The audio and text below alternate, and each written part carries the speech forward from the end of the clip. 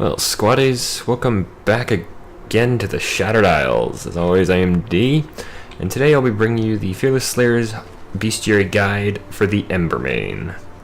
Now, I know when I did the guide for the Scrave, you're not going up there, cat. Sorry, my cat's being silly. I know I said that when I did the Scrave guide, I said I would do this as a team hunt, but after checking a couple of things and making sure everything was, that I understood the attacks and everything, I figured out I can actually hunt an Embermane solo. Give me 1 second, I need to adjust the video settings a little bit. See if I can get a little bit better frame rate out of this. Not really, actually. Normally I've been recording these in Shadowplay because that just has the... Actually, it did gain me about 7-8 frames a second, so... But for some reason Shadowplay is not working since the open beta. So instead I'm using Fraps. So you might notice some hitching here and there, but... Now, the Embermane has 9 attacks. Again, these... Remember, my attack counts include the Enrage. Of course, being an Embermane, you can probably guess it's a fire beast. This is a behemoth that uses a lot of flames in its attacks, similar to the Charog, but where the Charog uses magma and lava additionally, the Embermane is all about just straight fire. The other thing the Embermane is fast. This is a hound-like beast. You'll see once I find it. And it is a very quick fight. Well, when I say a quick fight, it's a quick fighter is what I should say. Alright, you know what? I'm going to do what I've been doing. I'm going to cut it here. I'll see you guys in just a moment once I've found the Embermane itself. Don't go anywhere. Well, ladies and gentlemen, there it is. Actually, it was a lot closer than I was expecting. Alright, that right there is a charge. The Embermane actually has 2 different variations of that. Here's the big one. This is the big charge, where it runs off a ways, kind of hunches down like that, charges forward and swipes with a claw. The big charge is probably one of its more commonly used attacks. There's the small charge where it does that leap, moves a little bit away, and then charges in with the claw swipe as well. These are variations of the same attack, of course, and I just actually got hit by the tail swipe with its spin attack. Ugh, I am not doing alright. That right there I called the I've changed the name up on it a couple times. I usually call it the digging horn. Basically what it does is it'll look in a direction, kind of jump its upper body out away from that direction a little bit, and then move it, and then bring its head down and across in the direction it was looking originally. Now, the charges, I'll talk about in just a second, but the spin attack right there, very quick. Ah, God. Okay, I am doing horribly right now, I'm sorry. But then again, I'm down to like half the frame rate I'm used to. And trying to comment on something while you're fighting, trying to comment on the fight while you're doing it is very difficult. Now you'll okay, there's the tell. For the spin attack, it stays on its all 4 legs, looks in the direction it's going to spin, and then, of course, spins in that direction. Okay, here's the opportunity. The charge is the opportunity. If you have you can do that with melee, I don't recommend it because it's very, very difficult to get the timing right. What you want to do is aim for the legs. Aim for its front legs when it's charging, and you can usually knock it over. And that right there is the beginning of the flames. That's, when it's set like this, I call this the Inflame status. Those are the fire mortars. It kind of charges off like it's going to do the charge, and it usually ends up following it up with a charge. But instead of hunkering down, it raises its upper body, and then roars and also fires off. Usually it's 1 per slayer, but occasionally you'll get 2 per slayer. I'm not sure what the difference is on the trigger there. That would have gone a lot better if I'd actually had time to charge that shot, but I didn't. But the flame mortars, they launch into the air. If you get hit with 2, or if you get targeted with 2, I should say, you don't want to get hit with 2. 1 will usually go behind you, 1 will go in front of you.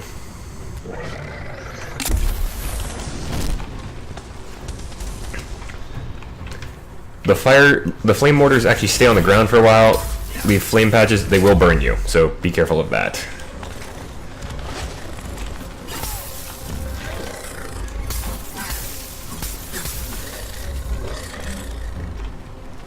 Now we also saw the fire breath, where it kind of charges off. Looks like it's getting ready to do it there. That's the flame mortar tail. You saw it again, where it kind of jumps into the air. Oop.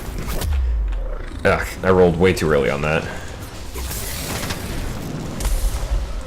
The fire breath, it hunkers down, twists its head pretty sharp to one side, and then starts breathing fire either left to right or right to left. Ugh, I have got it. I am just doing horribly at this after saying I could handle this on my own. I actually can. It might have just been that I chose the wrong weapon for this. I usually do this with my Drask Pike. There's the flame mortars again.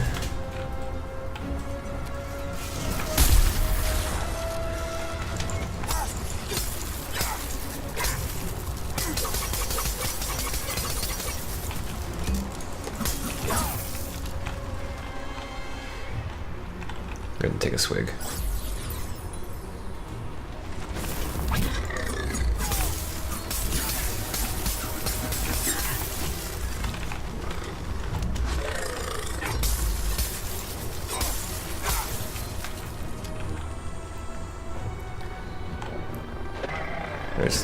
Why is it? I'm wondering why it's not doing fire breaths a lot more. Alright, there's a break. Oh good, that's actually the horn broken. And there's the Enrage. You saw it the Enrage actually, it does the same stuff, but it doesn't gain any new attacks. The fire breath, though, does gain a second wave. You saw it kind of twist its head. The difference is, if it's going to do the second wave, it usually starts the first one in the middle, centered on itself. Now it's got a couple of attacks I haven't talked about yet, of course. I think it's only got one, namely the Firewall. We saw it a minute ago. It usually uses this when you're close in.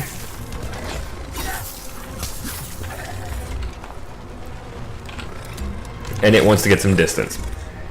It'll bob its head a little bit, then do the leap backwards, kind of like when it looks like when it starts the flame mortar, but it'll actually leap backwards. It doesn't go very high, but it goes far. It'll launch 5 fireballs into the air in a semicircle in front of it. Basically, this is just a space creation tool for the Embermane. That was just a quick fire that I got lucky on.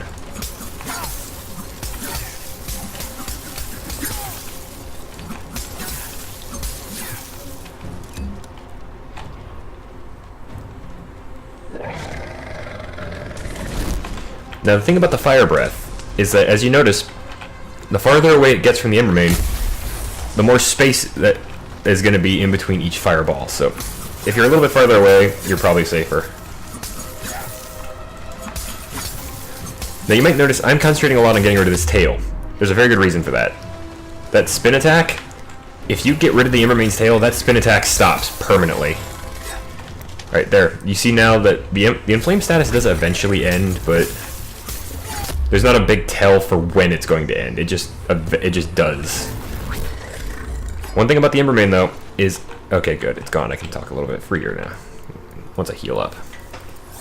One thing about the Embermane is that those charging claw swipes that you see it use a lot, those can actually kind of chain knockdown. For example, especially the short charges. Ooh, I need some of these. But the short charges,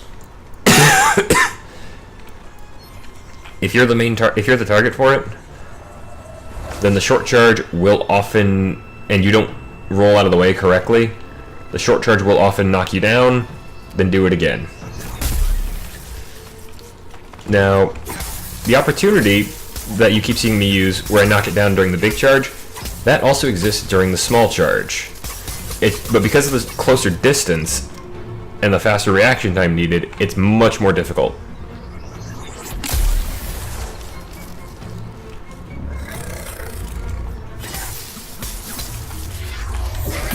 Yes, it can enrage without having Inflame going. It's not common, but it happens. In fact, it's going to Inflame now. You'll also notice that the Embermane's Enrage really doesn't last very long. I kind of like to think that it's the problem with having a fiery temper. There you see the Firewall. And yes, that set me on fire because I was dumb enough to roll through it. There's the 5 fires.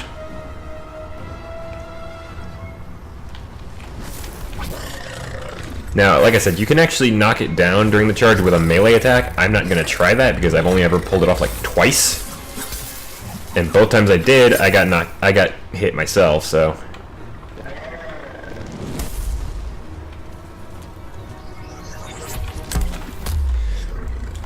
That is the one problem with the Embermane trying to shoot it though, is it's got such a thin hitbox on its charge.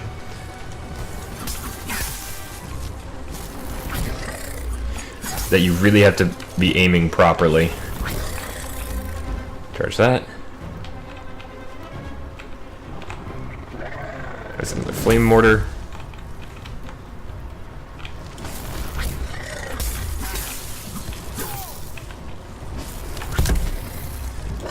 I shot the ground with that, but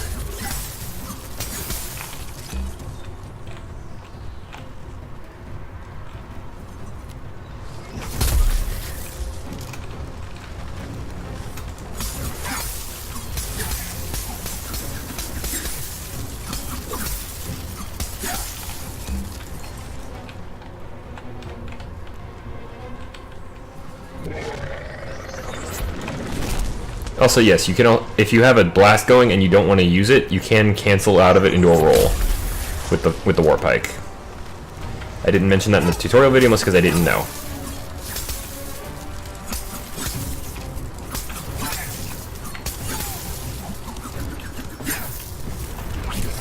Also, the good news is, since the open beta, they patched it a little bit so that the war pike doesn't lose a full charge if you get hit before you can bank it. You lose about half. Also, one good trick for the fire breath: put a tree between you and the Embermane. The skinnier trees will absorb only one. If you can find a good thick tree, though, it will take every single hit that the Embermane shoots at you.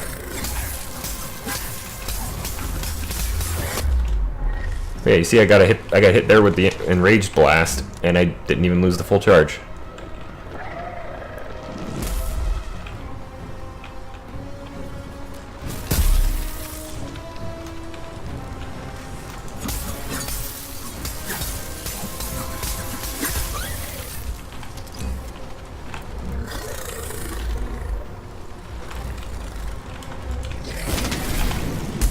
You saw how it kind of crouched down, wiggled a little bit, and then did the leap back? That's your tell for the Firewall attack coming.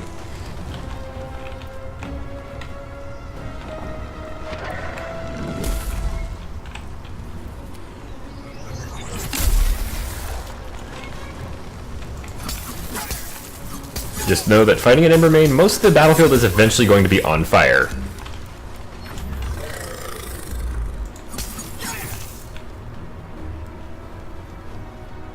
This is going to be a slightly longer fight, but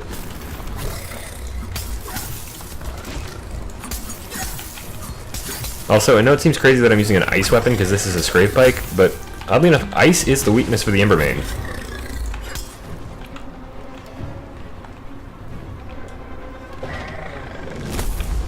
This one seems to be favoring the Flame Mortar. Flame Mortar into charge combo, not your best idea.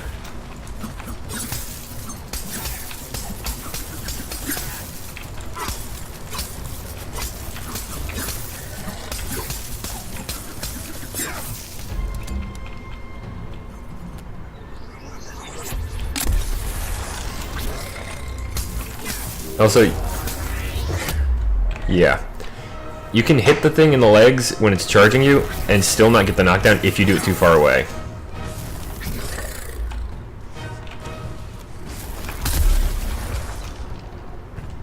And that right there is an example of using a pike blast to knock it down at close range.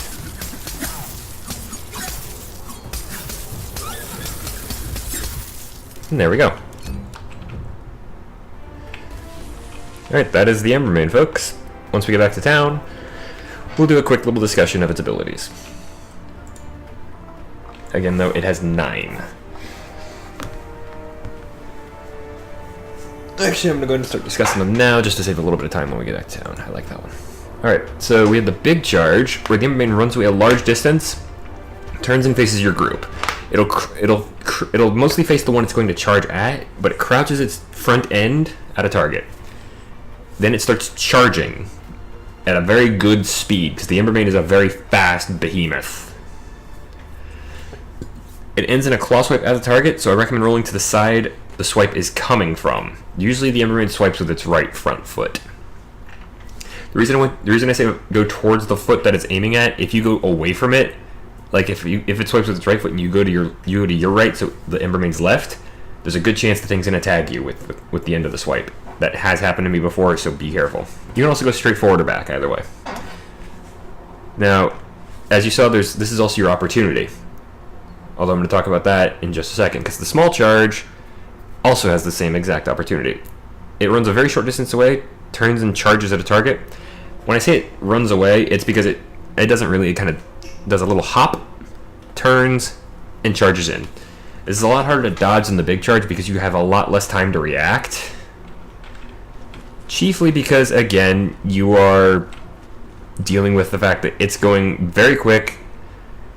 The Embermane is a very fast behemoth, and you have to deal with it changing directions and moving in fast. And it usually does a small charge a couple of times in a row. Now, these are both your opportunity. You can use melee for this, although it's very difficult. You can use a hammer shot, or like me, you can use a charged warpike blast. If you can hit it in the front legs, it's kind of from the front ankles to about the chin level. That's about where you want to aim. If you can hit it with a good shot there while it's close enough in, it will actually knock down. That's your opportunity to get some free damage in. Next up, the spin attack. It looks to one side. It doesn't lift up or anything. It just looks to one side and then spins on the spot. Does a 180. And then it's the tail and head, there we go, I couldn't say that. The tail and head are the major hitboxes on this, but the entire body can actually cause damage, so be careful. If you cut off the tail, the spin attack stops happening. So if you have a sword, an axe, chain blades, or a warpike, because the hammer can't do this, the hammer cannot cut off tails or horns, or tails or tusks, actually. If you can get one of those, if you can get one of the other 4 weapons, though, cut off the tail, no more spin attack. Next up, the digging horn. This is the weird one. It raises up its front body to about a 45-degree angle. It moves slightly away, so if it's going to sweep to the left, it's going to move to the right. Its front shoulders are going to go to the right. It's going to look in the direction it's going to dig, and when it comes down, it throws its head pretty violently to the side that it's going for, and this actually hits in about I want to say about a 270-degree arc. So if you're directly behind it, you're fine. But if you're basically anywhere in front of it, you're going to get hit. That's about a 180, I know, but trust me on that one. Alright. Okay, one other thing I didn't mention about the digging horn is it doesn't disable, but if you can break the horn, like if you can break its horn off, the ember horn, it will use the attack less often. It will still use it, but it doesn't do it quite as often. Alright, next up, the Inflame. This is not really an attack so much as it's a self-buff. I count it as an attack, though, because it's something you need to know about. This does no damage, and it causes the flames to erupt around the Embermane, around the horn, the mane, which is where the thing gets its name, along the spines on its back, and alternating between the large spines at the base of its tail and at the tip of its tail.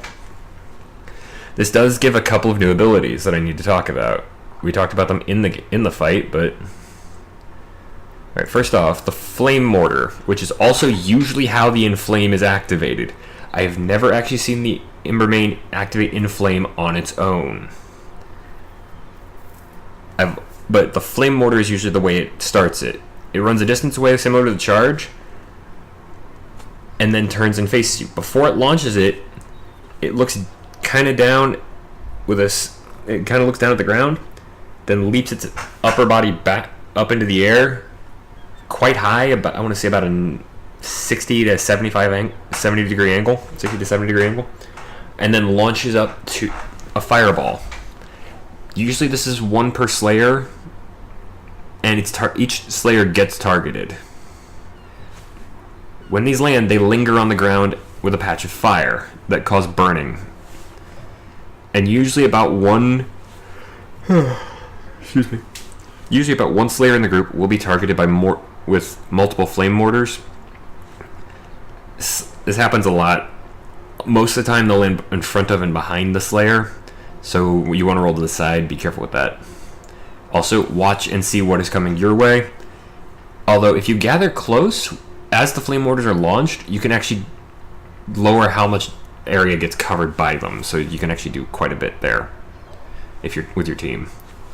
Next up, the flame breath. This is probably the biggest attack that the Embermane's got. Again, it runs off a huge distance like it's going to do the charge, hunches its back slightly, ducks its head, kind of similar to the way it does for the flame mortar, but has a very sharp twist. And then it sweeps its head either left to right or right to left. I've seen it go both ways, and it breathes out a huge amount of fireballs. Now these fireballs travel out pretty far. They'll actually hit basically anywhere in the arena, although they have a limited cone of about 100 degrees in front of the Embermane. So you can actually dodge this entirely by getting to the side of the thing before it launches. Good luck with that though, because that's very difficult. Keep in mind, as the fireballs go out, they spread out. So there's a good chance that the fireballs will miss you if you're far enough away. Now, when it's enraged, it can often launch a second wave of fireballs.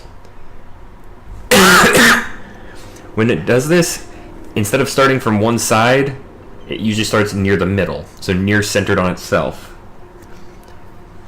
And again, you have to be careful, because if you have to dodge roll a fireball in the first wave, and a fireball from the second wave comes at you, they come in close enough that you don't actually have any real recovery time between them. So be very careful. If you can avoid it by walking between the waves, go for it. That's what I do, or what I try to do. All right, the final real attack is the Firewall when it's inflamed. This is a space creation tool that the Embermane uses. Hunches its back up, lowers its head, and shakes for a moment. Then it'll snap its spine down, with its head going up very quickly. It leaps a short distance up and a good distance backwards, and launches 5 fireballs. These fireballs land in a semicircle on the ground that stay there as a patch of fire, which you cause burning status, so you have to be very careful.